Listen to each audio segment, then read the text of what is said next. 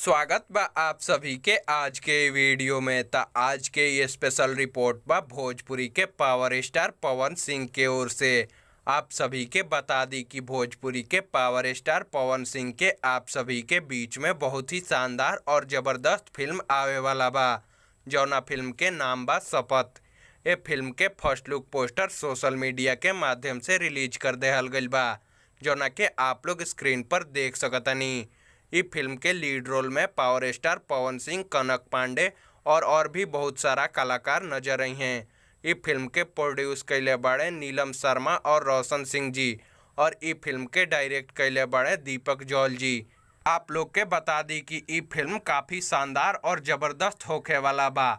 इस film में आप सभी के पावर स्टार पवन सिंह जी के काफ़ी शानदार और ज़बरदस्त एक्शन सीन देखे के मिली। तो आप लोग कमेंट में बताएं कि आप सभी के पावर स्टार पवन सिंह के आवे वाला फिल्म शपथ के फर्स्ट लुक पोस्टर कैसन लागल और कितना भोजपुरिया दर्शक लोग ये फिल्म के इंतजार कर रहल बा। तो आज के वीडियो में बस इतना ही। उम्मीद बा कि वीडियो आप सभी के पसंद आयल होई।